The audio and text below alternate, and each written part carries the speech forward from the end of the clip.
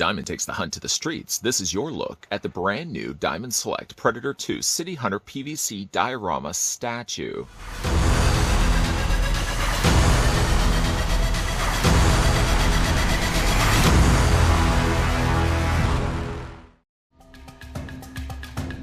In the urban jungle of Los Angeles, Detective Lieutenant Mike Harrigan's police force is at war with drug lords and gangs.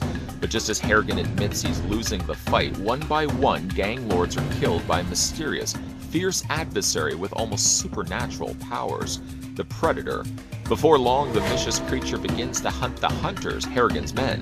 Now Harrigan doesn't just want to bring the creature in, he wants to bring it down in director Stephen Hopkins' action-packed sequel. This gallery diorama of City Hunter Predator is based on his appearance in the 1990s Predator 2.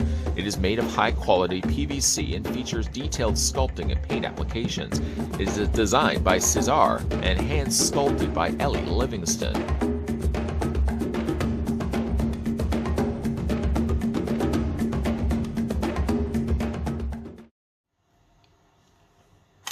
Before we take a trip to the mean streets of a somewhat futuristic LA, where apparently police drive around in Chevrolet Lumina APVs. What's that all about? First thing we're going to do, though, is figure out how tall the newest offering from Diamond Select is, their gallery release of their City Hunter Predator. Lumina vans. Did anybody ever have... Actually, that's not true. I had a Lumina, never had a Lumina van. I don't even see those on the road anymore. Nonetheless, though, you're looking at the statue standing 12.2 inches in height. And switching that to centimeters, then you're looking at the statue standing 31 centimeters exactly. Chevy Lumina vans, what's that all about? Nonetheless, though, I found this actually at my local comic book store upon my recent and long overdue visit after a long hiatus. Obviously, with the way the world is going on right now, lots of businesses were closed. And I finally got the chance to go back to my local comic book store and just say, hey guys, it's been a long time. While I was there, though, I certainly acquired being able to pick up the City Hunter Predator. And actually, they did have the Jungle Hunter Predator gallery statue there as well, which happens to be a statue that I looked at in a previous review. Anyways, though, as we set our sights on the City Hunter Predator, the first thing we'll get a gander at is the display base bottom. The display base, as you can see here, is this eagle that would be the side of a wall face of a building. We've seen a lot of these often at times in the past with the friendly neighborhood wall crawler, Spider-Man. Spider-Man seems to be atop of these, apparently also Predators as well. Spider-Man versus Predator, that would be an interesting battle. Anyways, though, it's all done in basically molded PVC plastic. You basically can see how hollow it is. I can stick my finger right in there. I'm guessing it's probably all this PVC black plastic from the bottom of the base all the way up to the top of the Predator's head. And then simply they've just gone in there. Skilled artists, more skilled than me, would have gone in there and just painted that all up to give us the deco here for the Predator. The gold is a nice touch on the eagle head, although admittingly I have to say that there are a few little areas that I could think would use another coat of paint, probably like right around here. The front isn't so bad, but like I said, there are some areas, especially like this back crest of the eagle, that I feel could use a lot more additional gold. I could take what little skills I have as an artist, dip that into some gold paint. I probably could just clean that up myself. But it's certainly something I wanted to mention. I mean, the base is good. It does also give, well, it's slightly angled as well. So when you do put it down onto a surface, it tilts the Predator way up into the sky.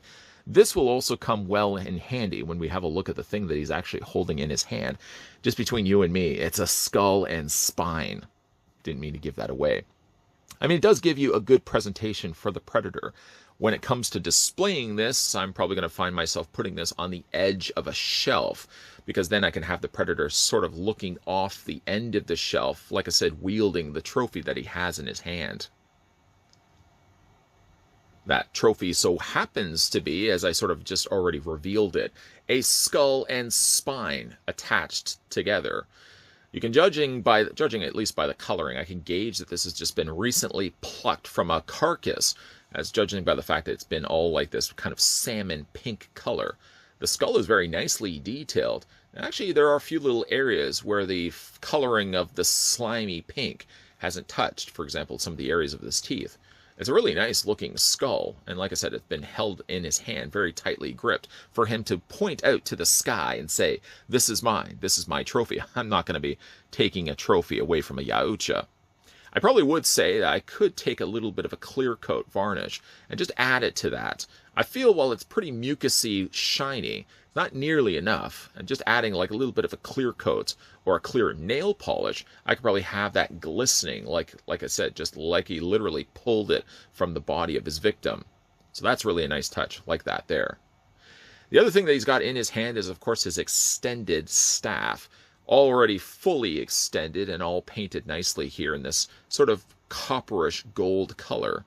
Going back to a talking point I had mentioned before about the base being all black, and again how this being all black as well, it really served as an easy way to apply paint. All they really had to do, and I say this, I'm diminishing this like I really shouldn't be, all they really would have done is just added that coat of copper against the surface, just the edged areas, so like the recessed areas are still kept to that dark black plastic.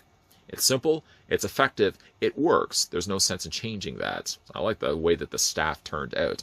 Of course, also coming out from his arm is these little gauntlet blades. They're soft plastic. They're always generally soft plastic, so you want to be careful that you don't clip and bang these in any way, because these would most likely break off.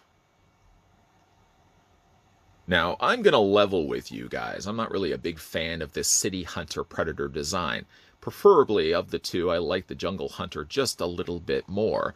City Hunter always had, I felt, cruder looking helmet and cruder looking armor. In fact, here, especially the way that it's been depicted, it comes across more like rusted, like the helmet has just been a relic that he's found. I mean, it does look good. I mean, certainly to the credit of Diamond's team of painters, it's been painted very nicely, and it has a real abrasive surface to it, with all these little pocks and holes all in it. But it does look like it's been rusted and decayed. I mean, that's the continued trend, it seems, when it came to the City Hunter's armor. A lot of it came across like he had really old-looking armor. His gauntlet blades, for example, his shoulder pads, and even like if you spin it around to his plasma caster located on the back here, I found it was a much more cruder looking design, almost coming across at times like it looked a little bit more like an insect, as you can hopefully see there. I would be curious to know the design choices and why they went this route when it came to the City Hunter Predator. Like I said, some people prefer this look over the Jungle Hunter. I prefer the Jungle Hunter myself over the design of the City Hunter. Got some really nice paint going on here. They've airbrushed in. Normally you have that cream color white would be the majority of the body on most Predators. Again, there are circumstances that are different to that, but they've airbrushed it quite nicely here with this sort of darker, kind of caramel brown. Yes, there are a few little areas here, especially against the meshing here, where the paint doesn't completely do the job. Or in fact, it may have done too much the job as the paint has bled over top of the mesh. I'd probably take a Sharpie marker and I probably could just color that in. That is within the skill set I'm capable of doing. Coloring is nice here also on the lower skirting, going back to that more rusted brown reddish color. There are a few little areas on the statue as well that aren't all PVC plastic. And while he's got this little sash bag that is plastic, the roping is certainly most definitely not. This just allows you to have a little bit of something, a little bit of ability to move this around. He does also have, let me just spin the statue around here. He does also have this little side bag here that looks like it's crudely made from bone. It's a nice touch the way that they've done that. Further details on the statue is, of course, his smart disc, still attached to the side of his leg, all done still in that rusted red color.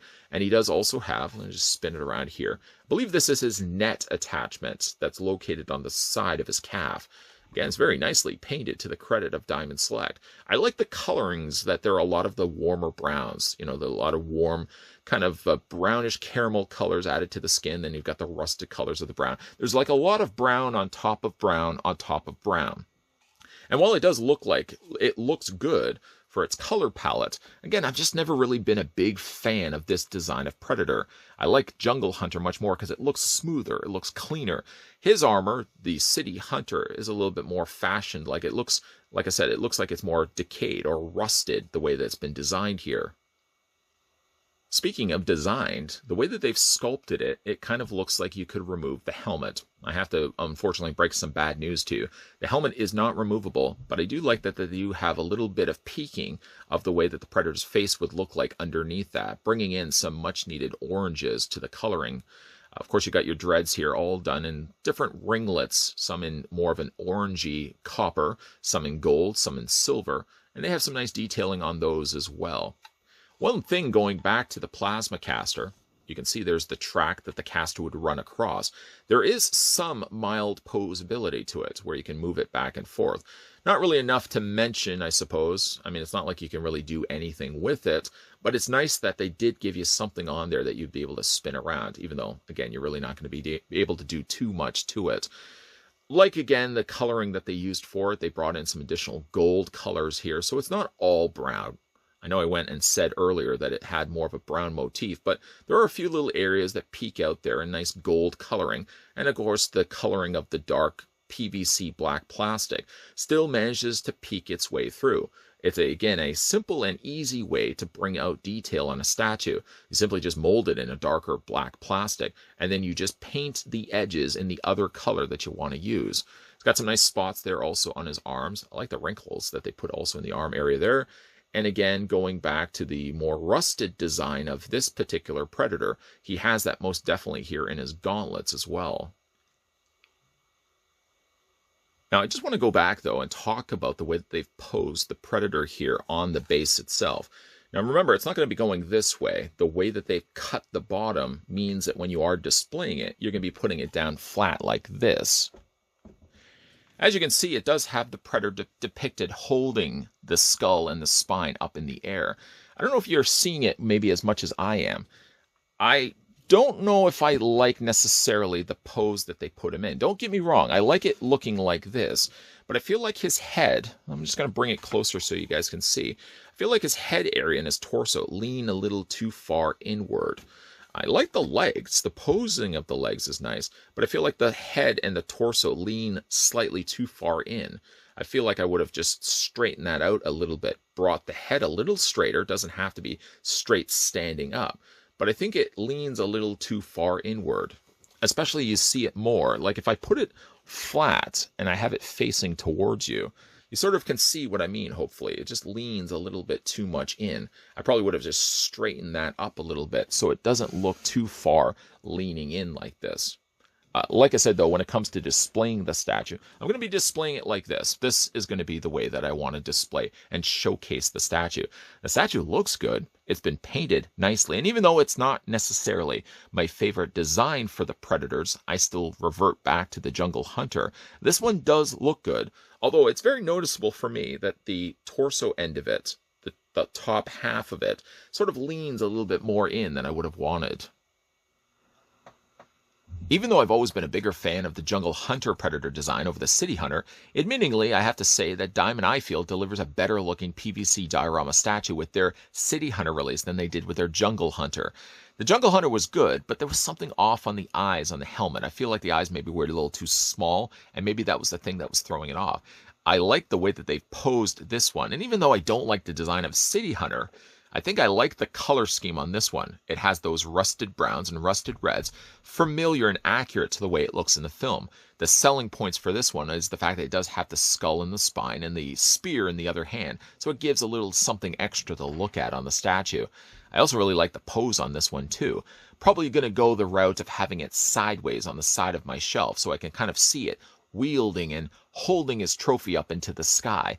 Which is one thing I also wanted to mention about this particular statue. Maybe it's just that I'm being too harsh on it, but I find like the head, the arm, and maybe even the torso stick too far inward. It's too much on an angle. I guess based on the way it's supposed to look from the film, it's accurate, but it's throwing me off, especially when I see it from certain angles. Am I crazy? Let me know down below in the comments section. And also let me know down below in the comments section what you guys like more, the Jungle Hunter Predator design or the City Hunter Predator design. Always like reading your comments down below. Today we were checking out the new Diamond Select Predator 2 City Hunter PVC diorama statue. Of the two, I think I like this one a little bit more than the Jungle Hunter release. But I always like reading your comments, so let me know. Weigh in down below. Which do you think is a better looking Predator design? Not even really the PVC diorama statues, but based on the movies. Which one do you like the look of more? Also, if you're new to the channel and liking the content you're seeing, consider the idea of hitting that subscribe button down below, turning, of course, that bell notification on, and keeping your peepers peeled to this channel Monday to Friday, 12 p.m. and 2 p.m. Eastern Standard Time. That's when new videos will be popping up. And as always, guys, thanks for watching. I'll see you next time.